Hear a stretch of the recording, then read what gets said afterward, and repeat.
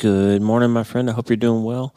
It's Monday morning. We're talking about 30 good decisions we can make in September. Today is the 5th day of September. It's been an incredibly busy weekend for me. But on Friday, I had an opportunity to sit down and get on Zoom and connect with my old friend, Dr. Daniel Amen. And this is going to be the first episode of what we're going to call Mind Change Mondays. Now, every Monday after this, we're going to talk about some aspect of what we can change our minds about to help us have a better life. Because you've heard me say it a million times, you can't change your life until you change your mind. That phrase came from George Bernard Shaw, the playwright, who said, a man who can't change his mind can't change anything.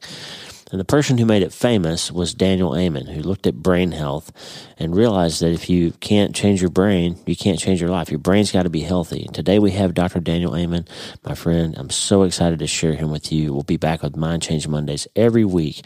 And all you have to do, my friend, is change your mind so you can change your life. And the good news is you can start today. Hey, are you ready to change your life? If the answer is yes, there's only one rule. You have to change your mind first.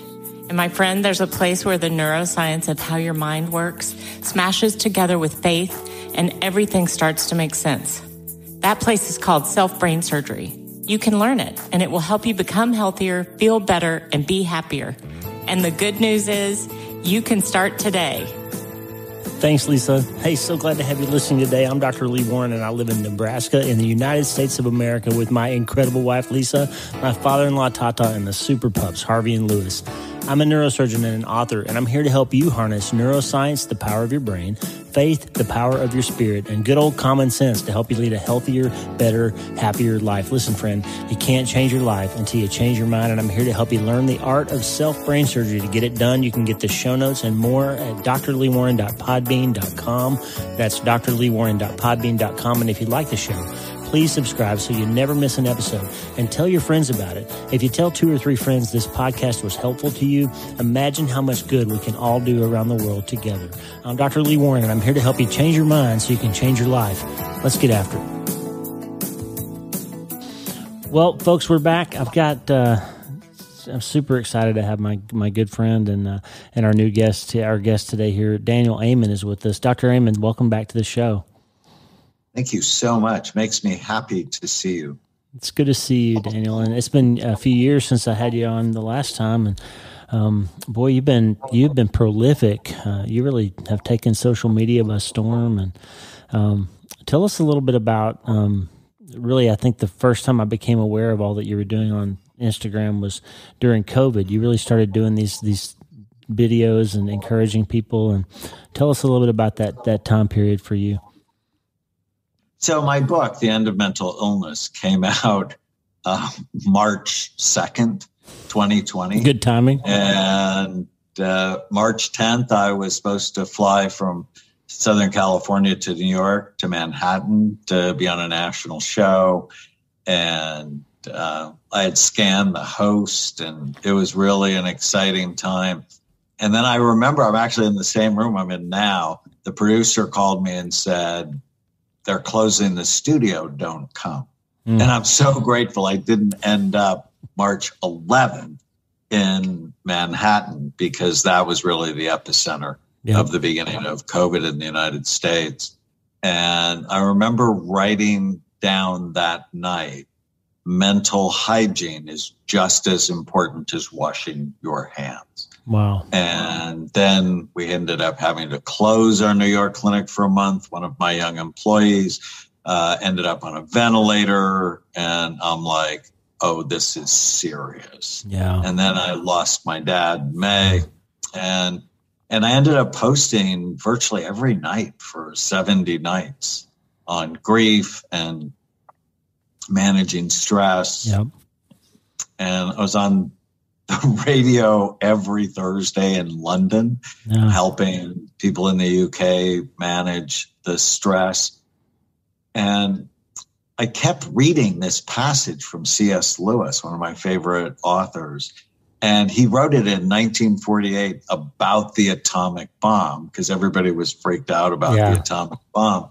And he's like, why are you so afraid when the pandemic visited London virtually every year in the 1600s? And people are dying every day of cancer and railway accidents is like sort of get a hold of yourself and know trouble has always been there. And if it finds you, let it find you doing sensible and human things. Wow. And, it was just really a great service to our community. But you know this, whenever you teach these concepts, you learn them more. That's right. For yourself. Yeah. So, I did this big project at Saddleback Church called the Daniel Plan with Pastor Rick Warren. And it's very clear to me that when you learn something new, you have to give it away.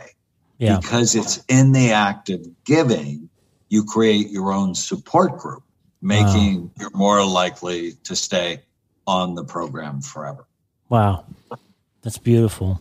And that was a hard time for you. You lost your father, your mother and father both got sick, and then your father passed away. And so how was that? What was that like for you as grieving while trying to, you recognized, I think, as a provider that you had a national, international platform and you used it for everybody's benefit. So what was that like for you? Like picking up the ball and running with this mission of being the guy to help everybody else while you were hurting? Well, it's always helped me. I love sharing what I learned. And probably the thing that helped me the most is I have these tiny habits I do every day. Yep. And I remember the day my dad died. It was awful. I remember the phone call from my mother. He's not breathing. I remember trying to get her to put him on the floor and pound on his chest while I'm calling the paramedics. It's really an awful day. Yeah. And I went to bed that night and I did what I always do. And people say getting healthy is hard. It's like, no, being sick is hard. Getting healthy is just a series of consistent positive habits. Wow. And when I went to bed that night, I said a prayer because I do that every night. And then I went, what went well today? Which is sort of funny. Talking about this really incredibly awful day, but it's my habit. Right. And so as I went to bed, I went, what went well today? And, the critic part of your mind is like, seriously, you're going to do that today? But I did it because it's my habit. And I remembered this interaction between my mother and the police officer. And at the time, I was training the Newport Beach Police Department on how to become a brain healthy police department. So I knew Officer Darling and the interaction with them, he's like, Mrs. Amon, because someone died at home, we have to do an investigation. And she looked at him with a straight face and she's 89 years old. And she said, do you think I was cheating on him? He said, do you think I had him killed? Oh, wow. And I knew she was kidding. But to be able to find fun in grief is just so beautiful. And then I remembered the hundreds of texts I got that day from my friends who loved me. And then I remember just sitting with him before they took him away and holding his hand, and his hand was so soft. And then I went to sleep. And it doesn't mean I didn't grieve. I did, actually, publicly. Yeah. It didn't mean it didn't hurt. It did. Still hurts. But if you want to survive tough times, you got to get control. That's right. Over your mind. And, I've been having a lot of fun working with an Olympic athlete from Canada, and she's a pole vaulter. And there's no negative thinking if you're on the track. Yeah. You are not going to jump with the help of a pole 15 feet straight in the air if you're thinking you can't do it. That's right. And there's nowhere in school where we adopted our nieces. I don't know if I told you that, but we adopted our nieces, and I went to my 12-year-old niece's back to school night, 7th grade. There was not one class she's taking on how to manage your mind. And that's really insane. You're right. Because kids are assaulted now with mental health challenges more than ever in human history. Right. And they're suffering more than ever in human history. So it's these basic skills. And so the mission we actually have a nonprofit foundation called Change Your Brain Foundation. Our mission, this is not a small mission, it's 10 mental illness. Wow. By creating a revolution in brain health. Because I think what's going on in psychiatry is awful. Yeah. Making diagnoses based on symptom clusters with no biological data and drugging a generation. Last year, there were 337 million prescriptions written for antidepressants. Wow. And no one's talking to them about their diet, about natural supplements, about exercise, omega-3 fatty acids, learning not to believe every stupid thing you think, right. EMDR, a specific psychological treatment for trauma that I just love. And we can do so much better.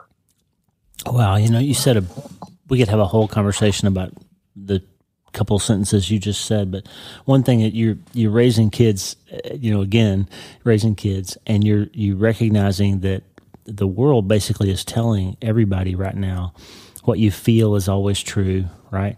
You need to act on all your feelings, and that's not good for your mental health. You're right that we need to arm ourselves to be ready for these negative thoughts and feelings that we have, and continue to counter them. And you give us some tools in your book, Your Brain is Always Listening. You give us a really good little checklist of what to do when you have a negative thought and how you process and handle that. Give us a little rundown of what you do with that. Well, whenever you feel sad or mad or nervous or out of control, don't reach for marijuana or alcohol. Right. Just write down what you're thinking. Tana never listens to me. Tana's my wife. And so write it down. And then 5 simple questions, like super simple. Is it true? Yeah. And it's not true. She listens to me all the time. Maybe she's just having a hard day when she didn't listen to me. Right. Is it absolutely true with 100% certainty? You know that. Well, it's absolutely false.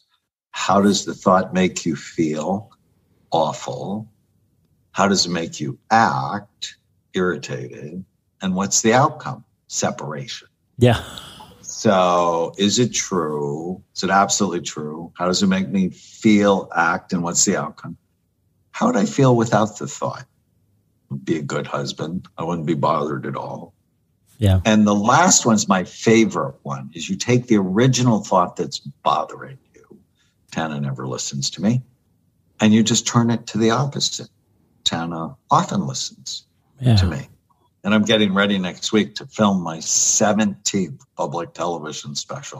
Congratulations. About the brain. And she's listened to all of the scripts. So it's just not believing every stupid thing you think. It's managing your mind. So when you start the day, you go, today is going to be a great day. Your mind will find out why. When you end the day, it's what went well today. And whenever you get this emotional storm, you got to sort of get an umbrella and, protect yourself. And, negative thinking is often a bad habit because people get attached to their bad thoughts. And I often say the brain is this sneaky organ. We all have weird, crazy, stupid, sexual, violent thoughts that nobody should ever hear. Yeah. And just because you have it says nothing about you. That's right. Do you attach to it? Right. And it's not the thoughts you have that make you suffer. It's the thoughts you attach to. That's right. Yeah, so you kind of ended You Happier, the newest book, with this daily journey of happiness, like this process that you put yourself through every day that you should. My listeners are going to hear some familiarity there, because I'm talking, I always couch things in brain surgery terms. And I talk about biopsying your thoughts. Like, it'd be crazy if you showed me a scan of your brain and it had a tumor in it, and I said, "Oh, that's a tumor. Let's go radiate your brain and let's go give you chemotherapy." You'd say, "Wait. We should find out what that is first, right? We should biopsy that before we treat it." And oftentimes we just treat our thoughts with reactions and not with identifying them and proving them out to be true or false. And like you just said, I love that. So you've been so helpful to me and to my family. One of our dear family members, I won't say their name on the show here, but one of our beloved family members actually went to Daniel's clinic and has really benefited, and their whole family, that subfamily of ours, has greatly benefited from your work. And I want to thank you publicly for that you've not only been a kind of a mentor and a writer that I follow and love, but you've been so kind to me, but you've also really helped our family. So folks, when I tell you that Daniel's work is helpful, it's really helpful, and it's been helpful to us personally. So this gentleman that's talking today has got some credibility with Dr. Warren here. So trust me. Well, if there's one Daniel Amen book that people ought to read, what's your favorite one? What's the one that people ought to have in their house? It's like asking me to choose between my children. That's right.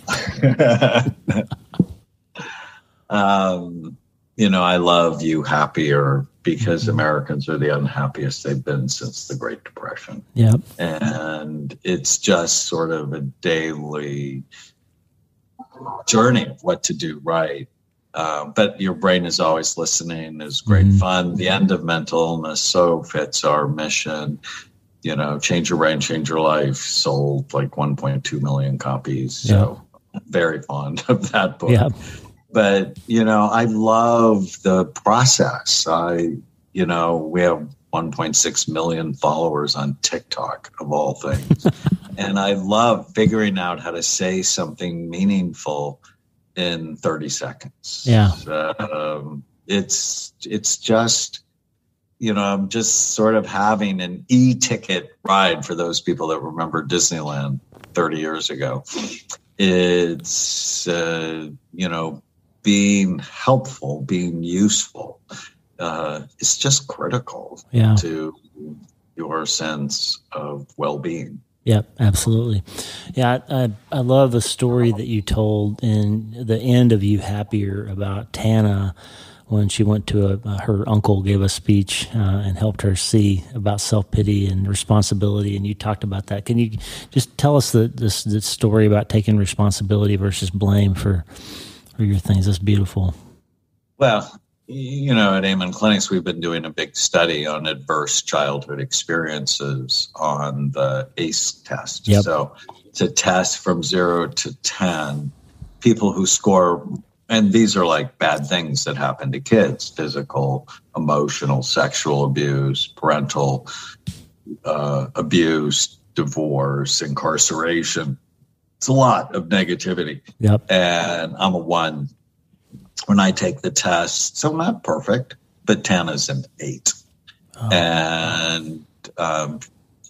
And if you're 4 or more, you have higher incidence of cancer, higher incidence of heart disease, higher incidence of depression. And in her 20s, she had thyroid cancer and depression. Yeah. And she was really feeling bad. Her uncle was doing some trainings in success mindset.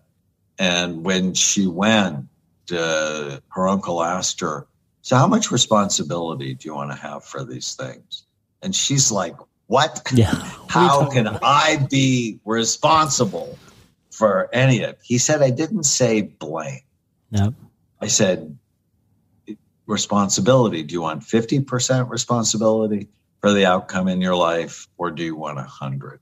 And it completely shifted her mindset. Yeah. Right. Obviously, she wasn't responsible for being molested by one of her stepfathers, but she is responsible on how she reacts. That's right. On how she takes her life forward, because quite frankly, all of us have bad things that happen. That's right. To us. And if we look at the bad, we feel bad. But if we look at what can I do to make my life better, we're empowered and we do better. Wow. That's such a great bunch of work that you're doing right now, Daniel. And I want to talk for a second about, to turn the conversation a little more serious. September is Suicide Awareness Month, as you've talked about recently. And we had a listener write in a couple of weeks ago who, on their child's graduation from high school evening, the child came home late and was kind of in a bad mood and was kind of distant from the parents, and they realized after a while that they hadn't heard from their child, and they went out to the driveway, and the child was sitting in the car with a handgun in his lap and was like contemplating suicide on the night they graduated from high school. And the mom just kind of wrote in and said, "What do we do?" And I said, "Go to the emergency room. Like first get some help for your child." But talk a little bit about suicide, and you've done a lot of scans on suicidal people, and give us some guidance to help parents and people in that situation, because it's an important thing to talk about, I think, and not just kind of push it off into the shadows, right? So one of my colleagues, Daniel Amina, wrote a book, came out last year, called The Suicide Solution. Yeah. But your first advice was absolutely right. It's the first thing you do when you find out someone's suicidal is you protect them. That's right. Because a lot of people who are suicidal say, "Help me." Yeah. And they'll tell their family, they'll tell their doctor. And often people, because it's such a shocking admission, they don't know what to do and they'll freeze. So don't freeze, get them help immediately. Yeah. I often talk to my patients about suicide is a permanent solution to a temporary feeling. Right.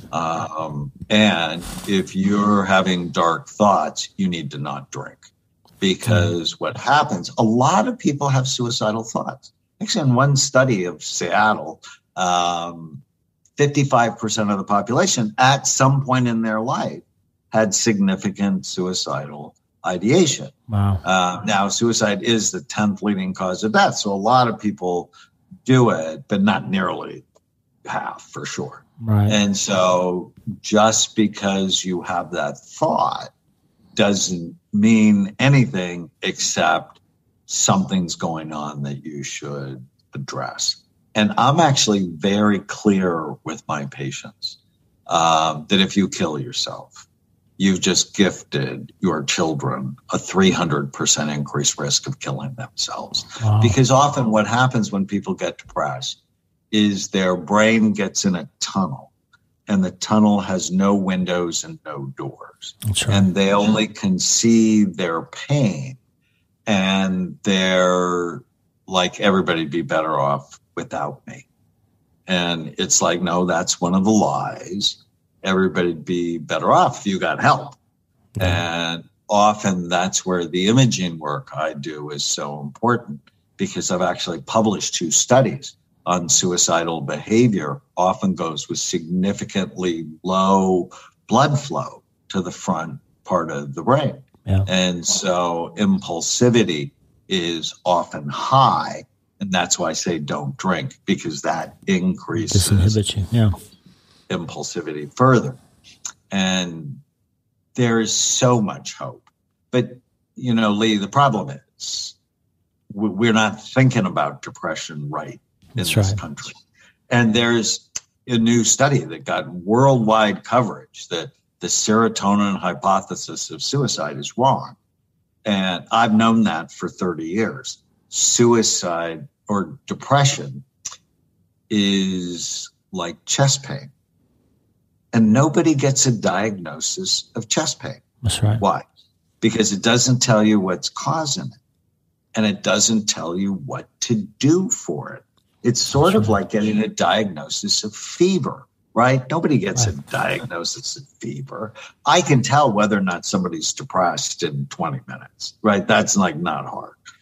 What I can't tell is why they're depressed. Do they have low activity in their brain from a head injury? Do they have toxic activity in their brain because they live in a mold-filled home?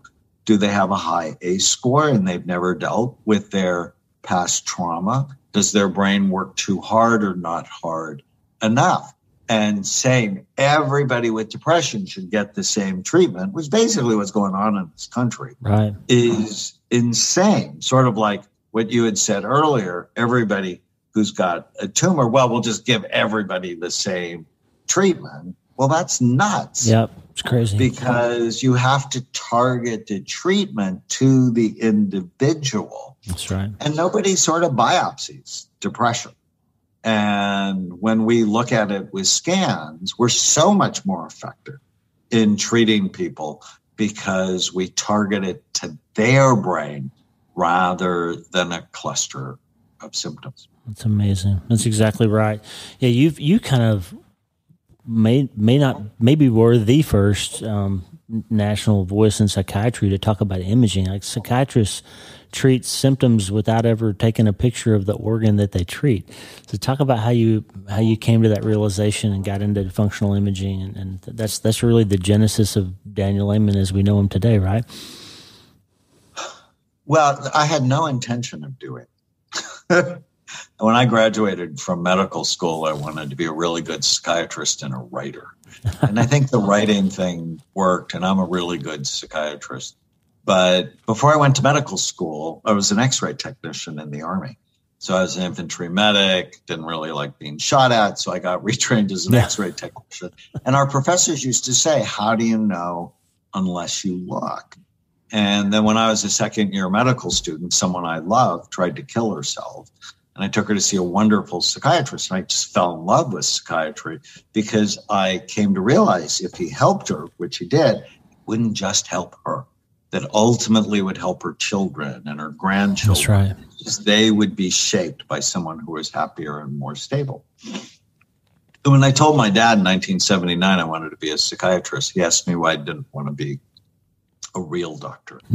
Why I wanted to be a nut doctor and hang out with nuts all day long. And Lee, you know this. Psychiatrists are diminished among medical specialties. Yeah. Most of the medical specialties just sort of like go, why do you do that? Or how can you do that? Or that's not scientific. No. Because it's not. And when I got the opportunity to look at the brain, I was just like a little kid. It was so cool, so excited. A nuclear medicine doctor came to our hospital and gave us a lecture on brain SPECT imaging in 1991, and it just changed everything. Yeah, I do. And because I was because at the time I was also a writer and had written my first national book, I was able to write about our experience, which really elevated our visibility. And then people tried to kill me. Because what we do is different than what most other psychiatrists do. And if you really want to invite hatred in your life, do something different than the status quo. That's right. But it was so cool and so interesting, and my patients got better. It's like, well, how do you not do this? Right? Once you see, you can't unsee. That's right. And I've been blessed to have this mission. Now we're at 210,000 scans on people from 150 countries. Wow. We have 10 clinics around the United States. And it's just been great. But ultimately, people should ask this question. Why are psychiatrists the only medical doctors who never look at the organ they treat? That's right. Right. As a neurosurgeon, there's no way you're doing surgery without imaging the brain. You know, I remember when I read your book, your first book about being in Iraq, and you were running the CT camera because you had to have that information. Yep. Otherwise, you're operating in the dark. And that's dark age stuff. That's right. That's middle age stuff. That's not 2022. We were still doing it in psychiatry. You're right. That story you told about your dad saying, why do you want to do that? I have a friend who's a neurosurgeon who was a professional boxer before he went to medical school.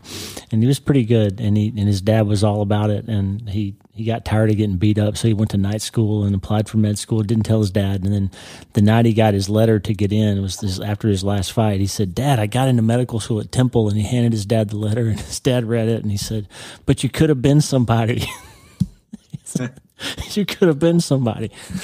Yeah, it's amazing. So one more thing I want to talk about, Daniel. I promised you about 30 minutes, and we're right there. I'm going to respect your time. But one thing that I think is you really important that you say all the time is the difference between just telling people to be positive and be happy and put a smile on your face. You're not a motivational speaker, and you speak to that with this little couple sentences that you tell people about the difference between positive thinking and realistic thinking. I think it's super important to get you on record to say that to us today. Well, I'm not a fan of positive thinking. Positive thinking is I could have the third beer tonight and it won't have a negative impact. That's right. I could have this affair and it won't really negatively impact my marriage. I'm a fan of accurate thinking. John 8:32, know the truth. Yep. And the truth will set you free. Mm-hmm. People who have low levels of anxiety die the earliest from accidents or preventable illnesses. It's having the right dose of anxiety that keeps you going forward toward your goals, and not too much, obviously, that makes you suffer. But think of always accurate thinking. Love it. Put a positive spin on it. Love it. You shall know the truth, and the truth will set you free. It's remarkable to be with you again, Daniel. I so greatly respect and appreciate all that you do, and very grateful to have you back on the show. Thank you so much. Thank you, my friend. It makes me happy to see you again. Hey, thanks for listening. The Dr. Lee Warren podcast is listener supported. Check out patron.podbean.com/Dr. Lee Warren. That's patron.podbean.com/Dr. Lee Warren. Patrons and partners get free books, transcripts, special patron-only episodes, and more. And partners like you allow us to stay ad-free and keep growing. Please subscribe to the show so you automatically get every episode. And if you like the show, you'll love my weekly letter. Check out my writing at drleewarren.substack.com, drleewarren.substack.com. Get the free newsletter every week for my best prescriptions for becoming healthier, feeling better, and being happier through the power of faith and neuroscience smashing together via self-brain surgery. drleewarren.substack.com. And if you need prayer, go to the prayer wall at wleewarrenmd.com/prayer. The theme music for the show is Make Us One by Tommy Walker, graciously provided for free by the great folks over at TommyWalkerMinistries.org. Check it out and consider supporting them. TommyWalkerMinistries.org. Remember, you can't change your life until you change your mind. And the good news is you can start today. I'm Dr. Lee Warren. I'll talk to you soon. God bless you, friend. Have a great day.